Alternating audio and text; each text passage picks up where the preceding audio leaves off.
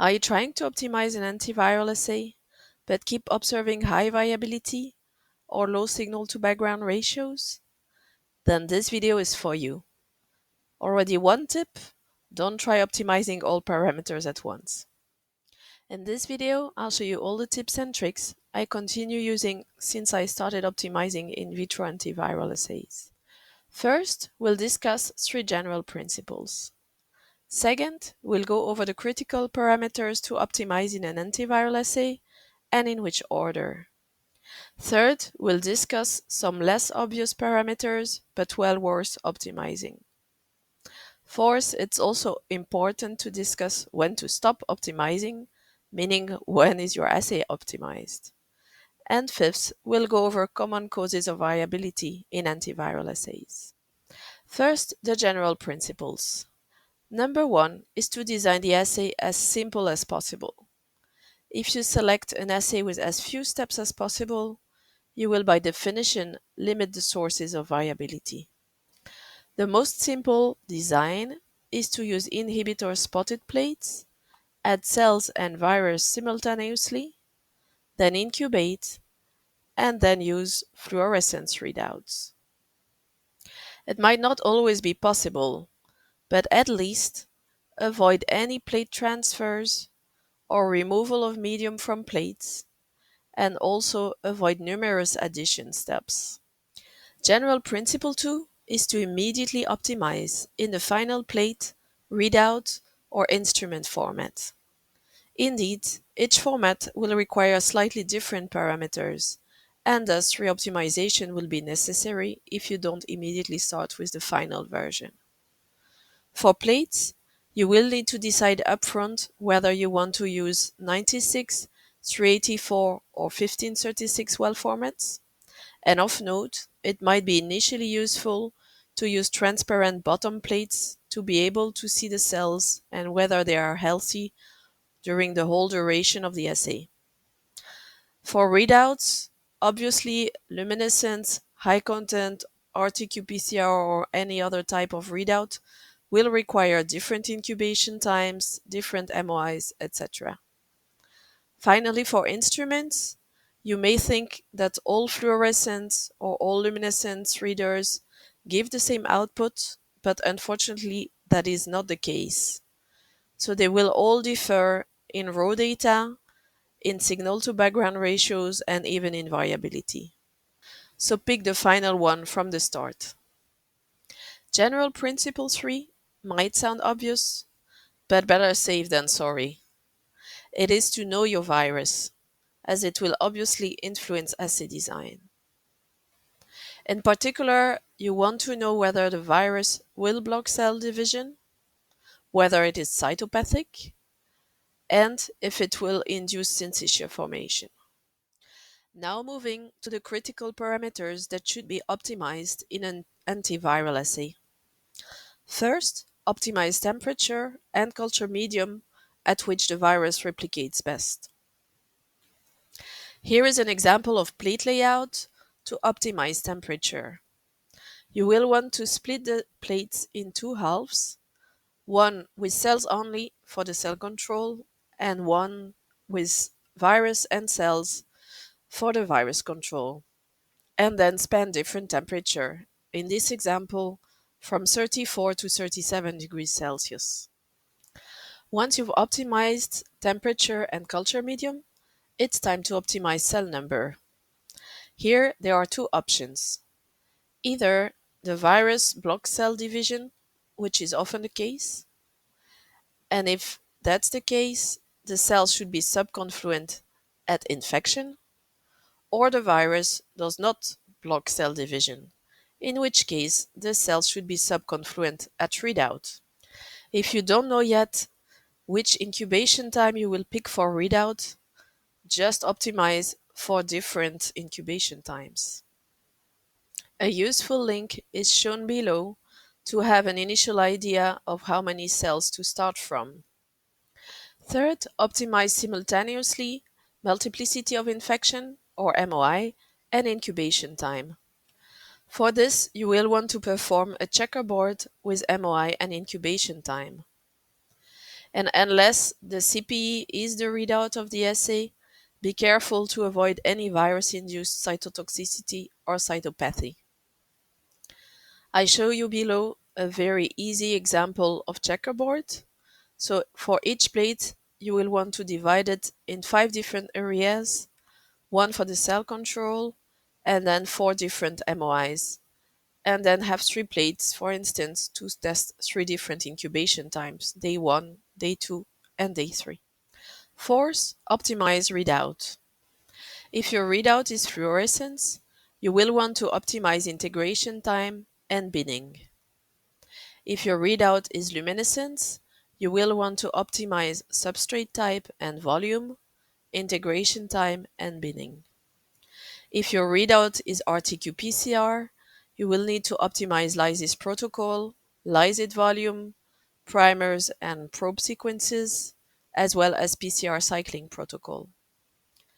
If you're performing high content imaging, you will need to optimize antibody concentrations, nuclear stain concentrations, lysosome tracker concentrations, staining protocol, and analysis protocol. If you're using flow cytometry, again, you will need to optimize antibody concentrations, fixation and permeabilization protocols, staining protocol, and analysis protocol, in particular PMTVs. For ELISA and multiplex, such as MSD, the sample volume will be important, the antibody concentrations, the order of addition of the antibodies, incubation times, incubation temperatures, and buffers composition. If your readout is a plaque assay or a way to measure infectious variants, then the supernatant volume, the plaque assay protocol, and the plaque counting protocol will be important. And finally, if you're using an enzymatic assay, for instance, for influenza virus, an neuraminidase enzymatic activity, then you will want to optimize the supernatant volume as well as the enzymatic assay.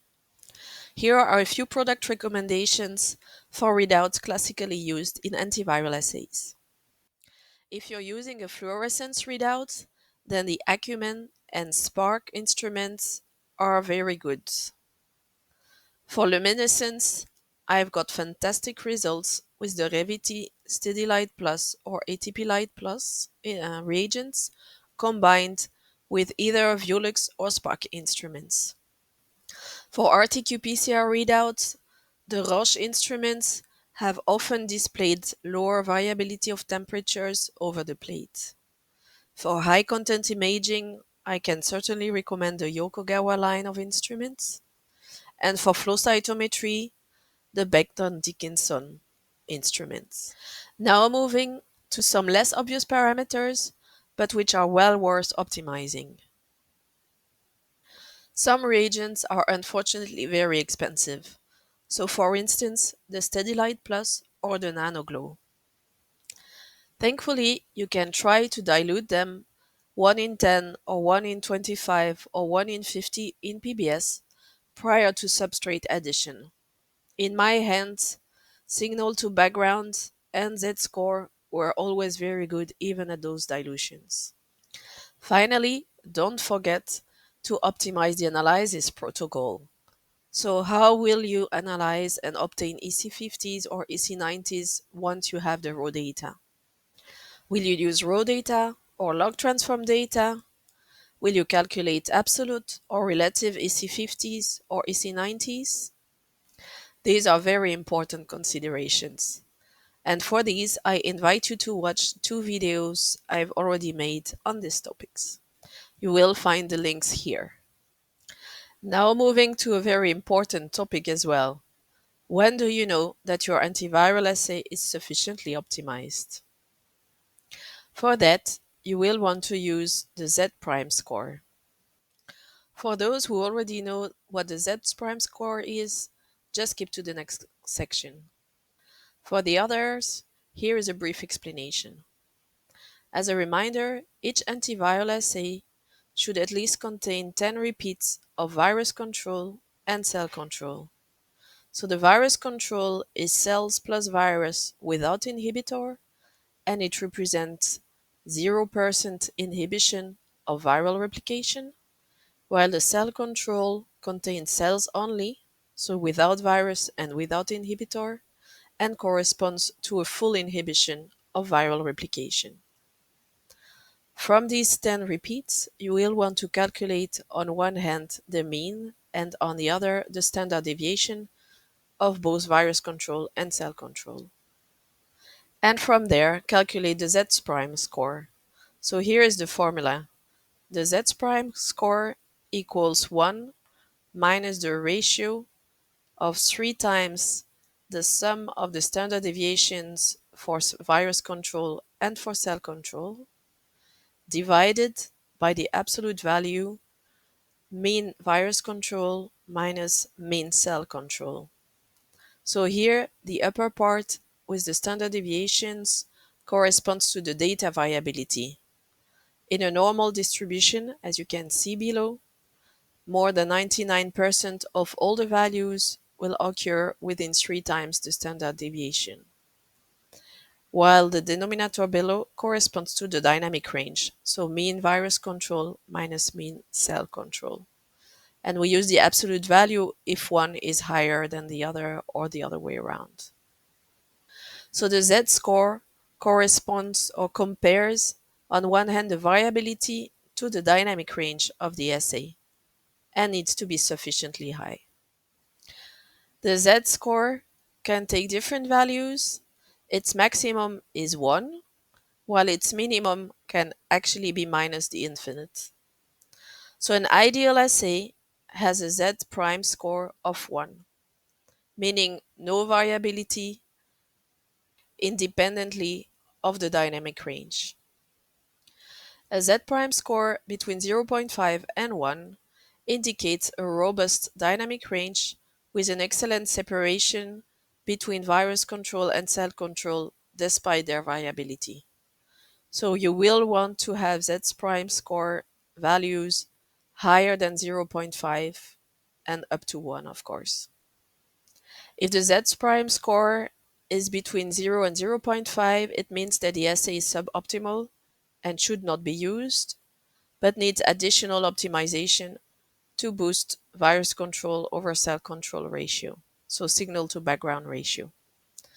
Finally, if the Z prime score is below 0, it means that the signal of the virus control and of the cell control could overlap.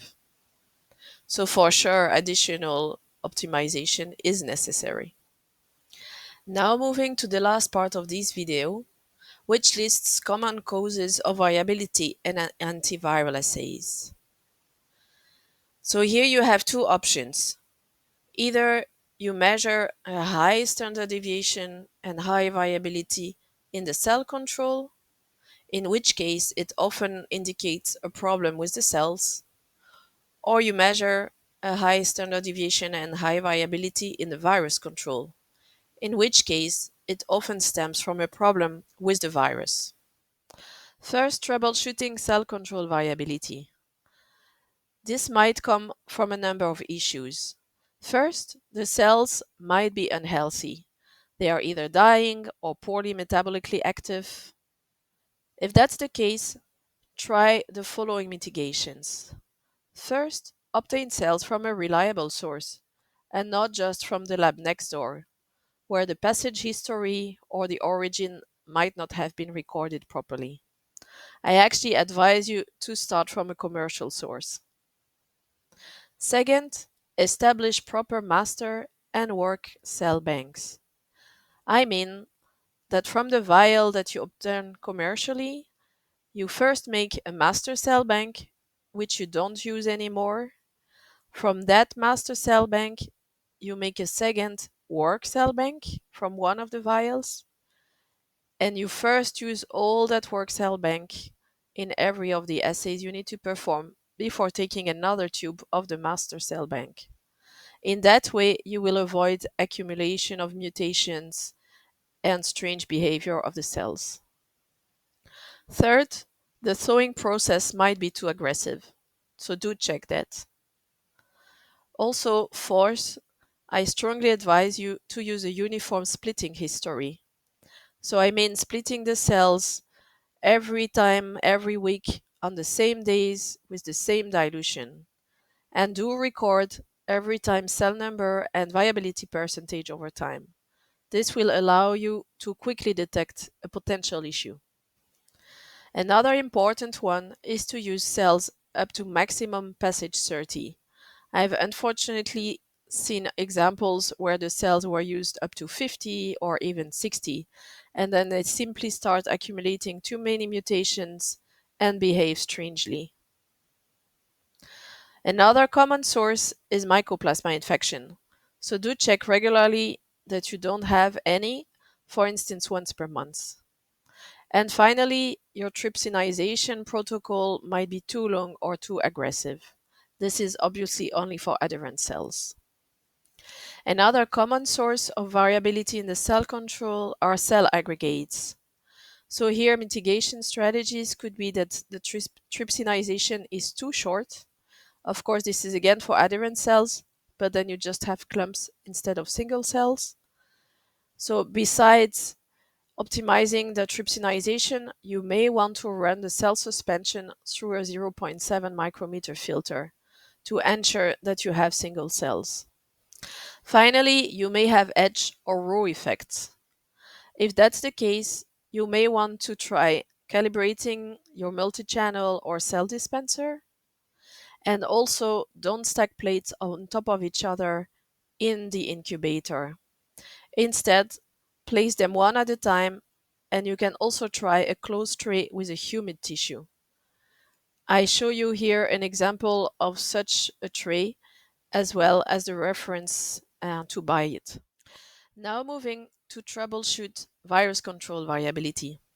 Here again, there might be a number of issues. First, the virus might not be fully infectious. Similar to cells, do obtain your virus from a reliable source, ideally a commercial one, and not from the lab next door, where the passaging history or origin might not have been handled properly.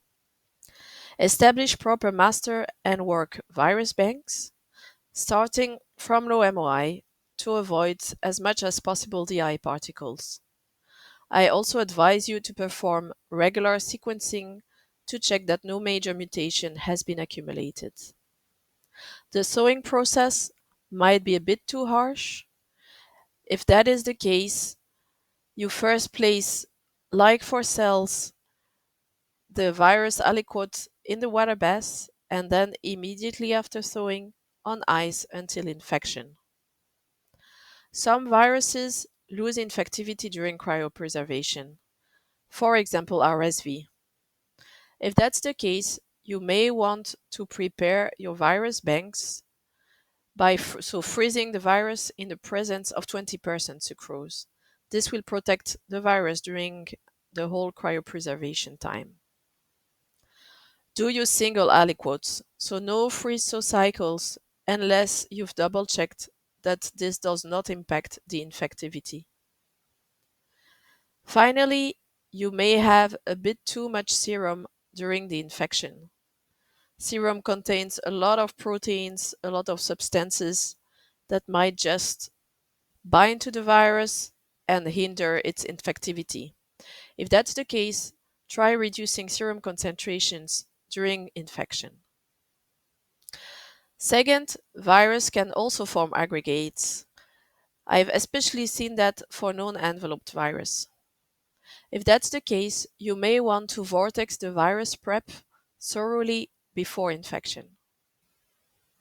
You may also observe edge and row effects, similar to cells, but this time at the virus level.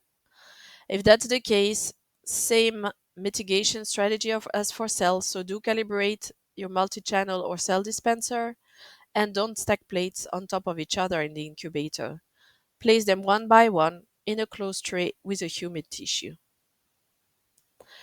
Finally, if your signal to background ratio is just too low, and I've seen it a few times now, even though it's not completely obvious to me, but changing the readout system actually helps.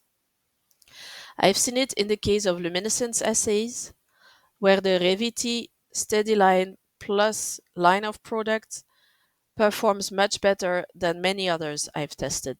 So I can only strongly encourage you to try that one.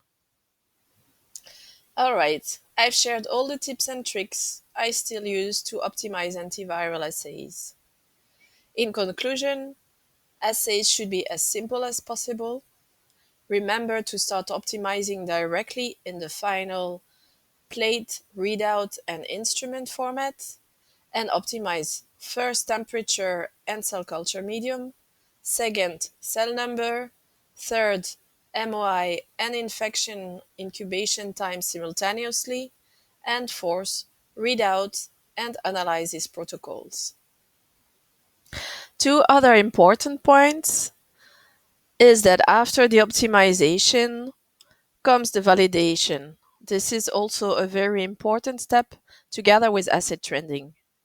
It will actually be the topic of a next video. And finally, it is equally important to set up a parallel cytotoxicity assay to detect if the drugs you are testing actually have a direct effect on the cells without the virus. The cytotoxicity assay should be run in the exact same conditions as the antiviral assay, but without virus. So temperature, incubation time, cell number, DMSO concentration, all this should be exactly the same. Otherwise, you will not be able to compare results. Now to you. Do you have any additional advice to share? I'm very curious. Leave a comment.